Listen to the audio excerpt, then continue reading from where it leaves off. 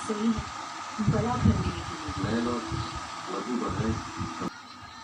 Hello बच्चों, आज हम पढ़ते हैं कक्षा 10 विज्ञान लेसन फर्स्ट रासायनिक अपक्रियाएं एवं समीकरण।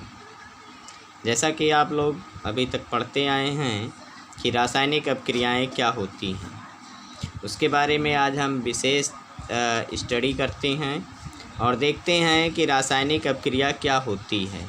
तो रासायनिक अपक्रिया का मतलब होता है जब कोई भी पदार्थ दो या दो से अधिक प्रकार के हों और आपस में मिले हुए हों तथा एक नया पदार्थ बनाते हों तो उसे हम रासायनिक अपक्रिया कहते हैं। अर्थात इसका डेफिनेशन हम कुछ इस तरह से लिख सकते हैं, दो या दो से अधिक पदार्थों के आपस में मिलकर नए पदार्थ के बनने की प्रक्रिया को हम रासायनिक समीकरण या रासायनिक अपक्रिया कहते हैं।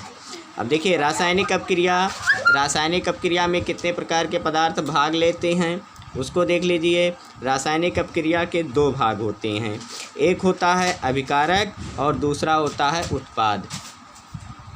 एक होता है अभिकारक और दूसरा होता है उत्पाद। उत्पाद क्या होते हैं और अभिकारक क्या होते हैं उसको हम आप यहाँ पे जानने की कोशिश करते हैं।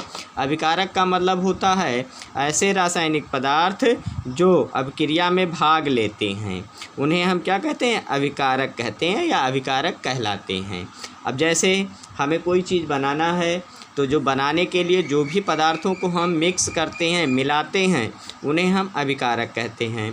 अब दूसरी बात आती है उत्पाद। उत्पाद क्या होते हैं, ऐसे पदार्थ जो अपक्रिया के उपरांत मीन्स बाद में बनते हैं, उन्हें हम उत्पाद कहते हैं या उत्पाद कहलाते हैं।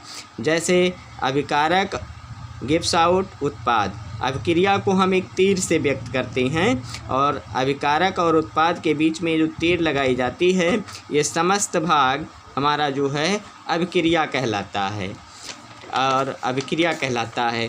अब बात आती है रासायनिक समीकरण। अभी तक आप लोगों ने पढ़ा कि अपक्रिया क्या होती है। रासायनिक समीकरण और अपक्रिया में थोड़ा सा अंतर होता है बेटा। जैसे कि बहुत लोगों को ये सारी चीज़ें नहीं पता हैं, लेकिन जान लीजिए रासायनिक समीकरण और अपक्रिया में थोड़ा सा अंतर होता है। रासायनिक समीकरण का मतलब होता है किसी रासायनिक अपक्रिया के जो अभिकारक होते हैं और उत्पाद जो होते हैं उनको प्रतीक या सूत्रों के द्वारा प्रदर्शित करने की क्रिया को हम समीकरण कहते हैं। ठीक, अब यहाँ लिखे हैं किसी रासायनिक अपक्रिया के अभिकारकों और उत्पादों को प्रतीकों या सूत्रों द्वारा प्रदर्शित करना समीकरण कहलाता है। जैसे Mg मीन्स मैग्नीशियम और ऑक्सीजन प्लस किया गया इसमें ऑक्सीजन, अब ये बन गया मैग्नीशियम ऑक्साइड। क्या बन गया, मैग्नीशियम ऑक्साइड। अब देखिए ये अपक्रिया में मिलाया क्या गया है, अपक्रिया कराने के लिए क्या मिलाया गया है, मैग्नीशियम और ऑक्सीजन। तो ये मैग्नीशियम और ऑक्सीजन क्या हुआ, दोनों अभिकारक हो गया। ये दोनों क्या हो गया, अभिकारक हो गया। और इसके बाद क्या बना, इसके उपरांत क्या बना, उत्पाद बना। तो ये हमारा क्या, मैग्नीशियम ऑक्साइड बना जो कि हो गया उत्पाद। अब बात करते हैं रासायनिक अपक्रिया के प्रकार। सामान्य रूप से रासायनिक अपक्रियाएं 4 प्रकार की होती हैं।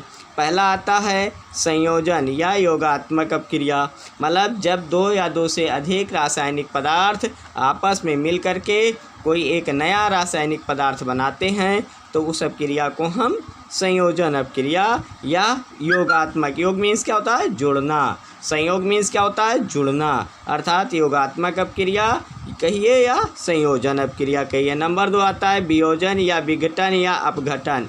वियोजन मतलब इसमें 2 शब्द है, बी मीन्स अलग अलग होना, योजन मीन्स जुड़ा हुआ, मतलब ऐसी रासायनिक अपक्रियाएं जो 2 भागों में टूट जाती हों उनको हम क्या कहते हैं, वियोजन अपक्रिया कहते हैं। क्या कहते हैं, उन्हें हम वियोजन अपक्रिया कहते हैं। ठीक है, या विघटन अपक्रिया कहते हैं या अपघटन अपक्रिया कहते हैं।